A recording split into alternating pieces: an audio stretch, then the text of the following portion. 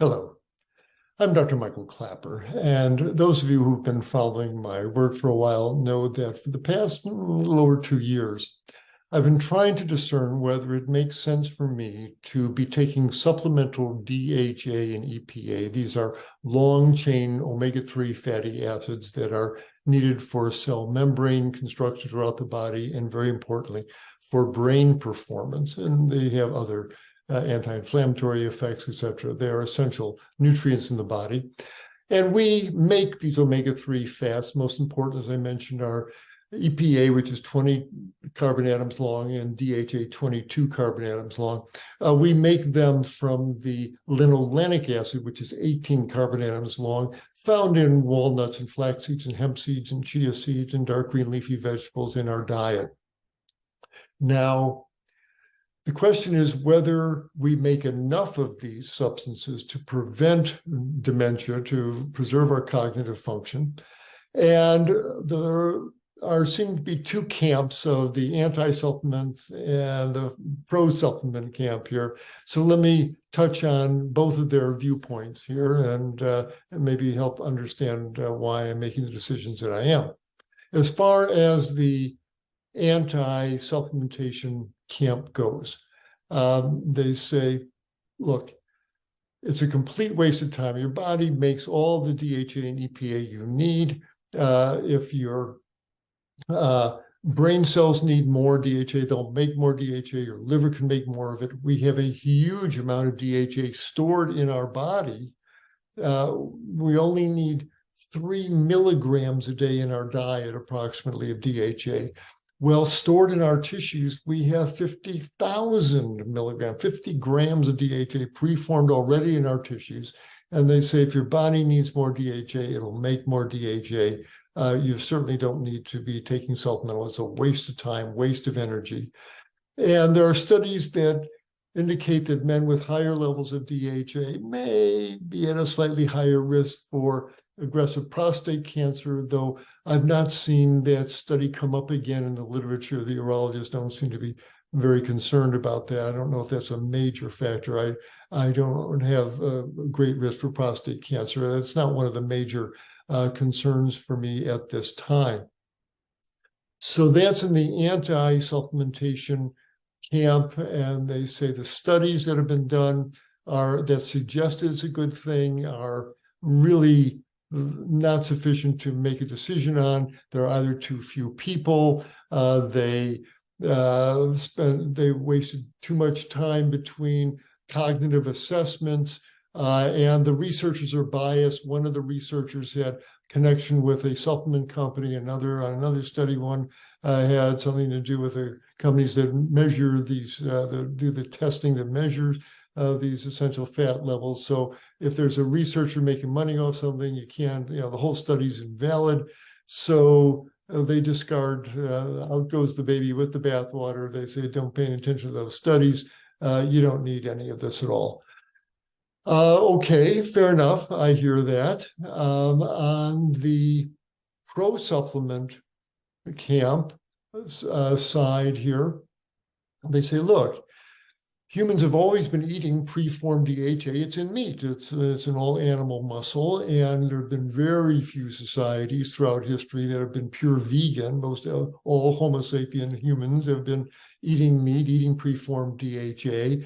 And the millions of vegans now alive on the planet are doing this huge experiment. We really don't know what it is to synthesize all your own DHA from your dietary precursors there. We don't know the long-term effects of that outside of the Jain community. Nobody's really been living long-term lives as vegans.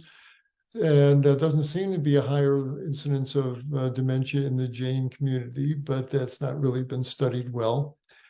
And clinicians whom I trust in their clinical judgment, the plant-based neurologist, Dr. Dean and Aisha Sherzai, believe strongly that if you're raising a child on a whole food plant-based diet, you should supplement their growing brains with extra DHA and EPA, so give them the optimal components to create the best nervous system possible. And they say on the opposite side of the age spectrum, As we get older, DHA may help us retain our cognitive ability and reduce the chance of dementia. Fair enough. Dr. David Sinclair, a longevity researcher at Harvard, whose judgment I respect, also is a strong proponent in taking DHA. And neither of these folks are selling supplements there. I think they have a sincere opinion is that DHA may be beneficial. And when I say DHA, that's a supplement with DHA and EPA in it. So to supplement or not to supplement? The question is, what's best for this body right now?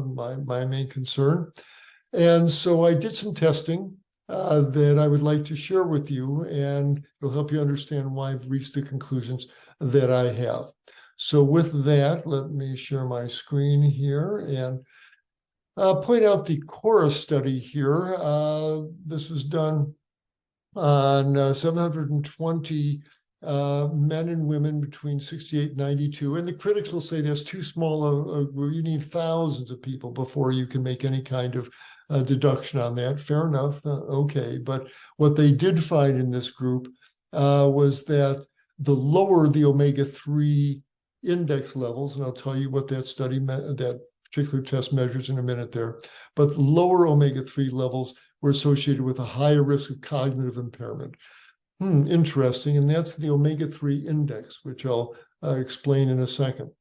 Another study on the plasma levels of not only phosphatidylcholine, but docosahexaenoic acid, DHA, again showed that folks that, these were 899 men and women, the folks with the lowest plasma DHA levels had the highest risk of developing Alzheimer's dementia. So a bit about the methodology of the testing here, the difference between plasma tests and the omega-3 index. I'm not a big fan of plasma studies. Why? Because that's the omega-3 fats that are floating in the blood, if you will, and that's influenced by your daily diet. And if you're eating lots of meat and have high levels of DHA from the meat you're eating, well, that's going to give you a high plasma level. But not only is that subject to change if for a few days you don't eat meat, the down goes the plasma level, but the high level of meat consumption may also be putting you at risk for dementia because of the meat itself. But you got good plasma levels of DHA. It's just too variable. It changes with the daily diet. I don't put a lot of stock into the plasma level test. That said, so what's with the omega-3 index? What is that test? This is done in a different methodology to determine the DHA, the omega-3 index. They do the test on red blood cells of a finger stick blood spot test. And red blood cells that carry your oxygen are fairly simple cells, as if anything is really simple in the body, but they're just envelopes, and the envelope's made of protein and lipids, fats, and some of which are EPA and DHA. But so they're a protein lipid envelope stuffed full of hemoglobin. That's what the red cells really are.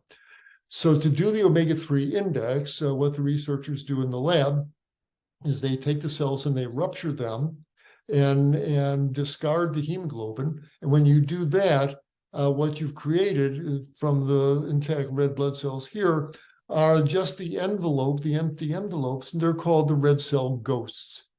And that's what they analyze to determine your omega-3 index. They analyze the red cell ghost, and they take the amount of DHA in the ghost and the EPA, add them together, and then divide that by the total amount of fats in the red cell ghost. And that's going to give you the percentage of DHA and EPA in the red cell membranes. That's your omega-3 index.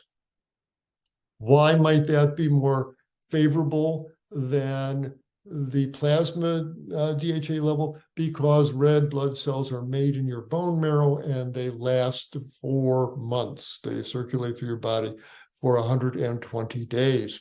And so they're more stable, if you will, as a measurement. But the shortcoming is they are what they are. They are red blood cells made in my bone marrow. Okay, and so the index was how much EPA, DHA, my bone marrow stem cells were putting into my red cells. Doesn't really tell me what I really want to know, what's happening in my brain. Do I have enough DHA in my neurons in my brain so I can function into advanced years as a clinician and a loving husband, or not? Am I kidding myself when I think that my nerve cells can make more, my liver can make more? Maybe they can, but does the omega-3 index measuring omega-3 fats in your red cell membrane really tell you what's going on in your brain? No, they don't. And so it's removed from the questions I really want to know. So recognizing that limitation, but reflecting back on the CORA study, the folks with the lowest index had the highest risk of dementia. Is it of no value? And it may well have some value. It's the best we have. We can't do brain biopsies and measure the DHA in living brain tissue. So this is a very indirect measurement that gives us some indication, but it's a far from perfect or accurate measurement of DHA balance in my most important tissues. So let's get that out of the way right away. Okay, that said, given these limitations, what were my values? I had my first test done back in March of 2020, and my omega-3 index was 4.46. So the total amount of EPA and DHA in my red cell ghost divided by the total fats was 4.46%. Now, drilling down a little further on that, what does that really tell us? Right off their own website, it says this really low values, because you can see I'm in the yellow, orangey, going to red here. Those put me at highest risk for cardiovascular disease. Sudden cardiac death is really what's looming here, not dementia. And then later in the website, the demonstration raising levels will reduce the risk for cardiac events. Well, I've been a long-term vegan for years and years. My inflammatory markers are low. I don't eat any cholesterol, etc. I think I'm at very low risk for sudden cardiac death or heart attacks, etc. So again, is this omega-3 index really telling me something that I need to worry about? That puts another asterisk by my concern here that it's still pretty indirect evidence as far as my dementia risk. So that said, what happened to my numbers? Well, again, 2 years ago, 2.5 years ago, I was at 4.46. I then I was taking DHA and EPA for years. I stopped doing that, stopped emphasizing the omega-3 rich, the walnuts and flax seeds, et cetera, in my diet for a year, rechecked my omega-3 level, and found that my 4.46% had now dropped down to 3.73. Of interest, certainly moving in that direction. Doesn't make me feel more comfortable. So I said, well, let's do a little experiment here. Let me go on an omega-3 intensive. And we got flax seeds and chia seeds and hemp seeds, ground them up in a big jar of that, put 2 big tablespoons of the ground hemp and flax and chia on my oatmeal every morning, big handful of walnuts every day, lots of extra dark green leafy vegetables, really goosed up my omega-3 containing foods for essentially a year. Did that, rechecked my omega-3 index, and found it had dropped down to 3.55. Now, it's been well known that increasing omega-3 rich foods may not change your omega-3 index here. We kind of expected that, and I won't go into the chemistry of it. But the point is the trend was steadily downward despite eating lots of omega-3. Now, I'm not saying don't eat walnuts and hemp seeds and flax seeds. Probably did lots of good things in my body that doesn't show up in this test. My inflammation went down in my tissues. My cells, lining of my arteries are probably healthier. It's a good thing to eat lots of omega-3 containing flaxseed, chia seeds, greens, etc. I'm not saying don't do it. I'm just saying did not affect my omega-3 index, for whatever that really tells me. Well, that's a concerning downward trend. Doc, what are you looking at here? So I'm trying to validate this as best I can. I sent off at the same time fingerstick test to a totally different lab, sent it off to Genova. And this was back in June of 2021, and my index there was 1.18. Now that puts me in the low mid-range again. They must use a different form calculation here, but I mean, this on the Omega Quant website, this would be down in the basement here. Here it's still in the mid-range, but it's not high, that's for sure. And my DHA level was hovering in the low green here of 0.77 here was my value.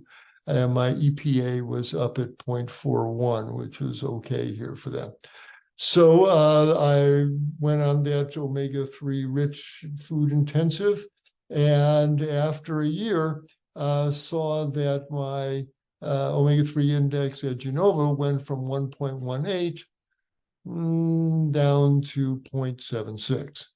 And so it echoed the trend in a different lab at the Omega Quant lab. And my DHA level is now clearly down in the red deficient range. And the EPA had certainly slumped down towards the lower side as well. So clearly the trend is downward here. So at this point, keeping in mind that low omega-3 index levels don't seem to be a good thing for cognitive function, granted all the reservations about the testing, what am I going to do with these numbers? So here I am in March of 2023.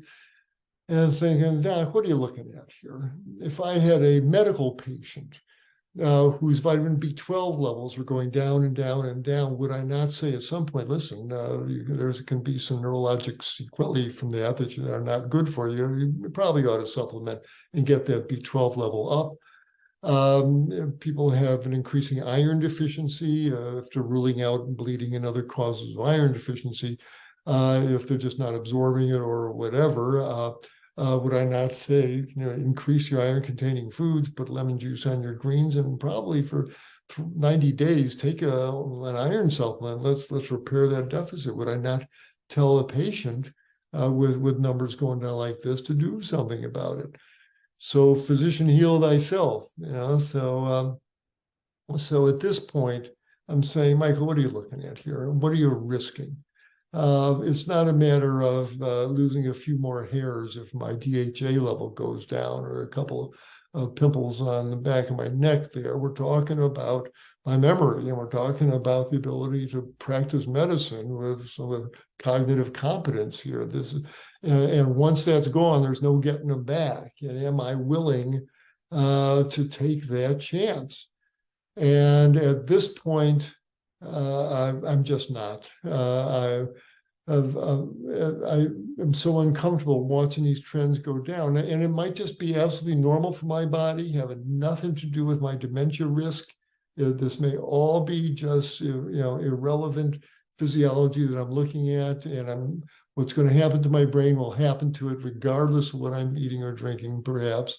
I grant that it may not be an ironclad decision basis that I'm doing here, but it is what it is. It's uncomfortable to watch these levels go down. So for that reason, reluctantly, I'm not a big fan of taking more supplements, but I've decided to start taking supplemental DHA/EPA in the form of algae oil again. People say, well, that's not natural to be taking that. Well, it's not natural to be taking supplemental vitamin B12. It's not natural to be taking vitamin D. It's not natural to live your life inside like we are. There's so much that's unnatural about our diet. The foods we eating, none of them existed hundreds of years ago. There's nothing natural about this life. We're all living in these very strange, unnatural settings. We're trying to make the best decisions we can, given the strange diets and lifestyles that we're forced to contend with. And given that, I'm viewing taking supplemental DHA like an insurance policy. You know, every month I pay for health insurance. I don't use it almost every month, but it's good just to have it there. It's probably not doing any harm outside depleting my bank account a little bit, but I think the value is worth my health insurance. And in the same way, I think taking some supplemental DHA, EPA is worth the risk at this point. I think I'm looking at it as an insurance policy that I think is worthwhile. So for that reason, and let the word go forward, that Dr. Klaper has decided, yes, to start taking a DHA EPA supplement again. And I've not decided on a brand. The dosage is going to be around 300 of DHA with around 250 of EPA, somewhere around there. I haven't decided on the exact ratios, but in that ballpark. I'll be taking it most every day there.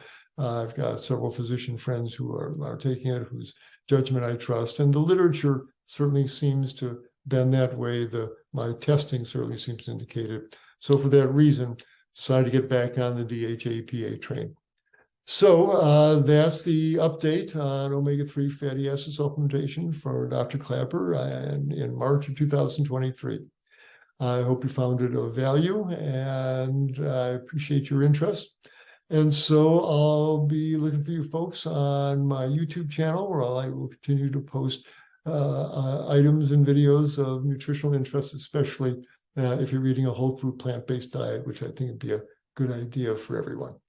Okay, so thanks again for tuning in. Hope this was helpful to you, and I'll see you on my YouTube channel and on all the podcasts that I'm on. Take care, be well, stay happy.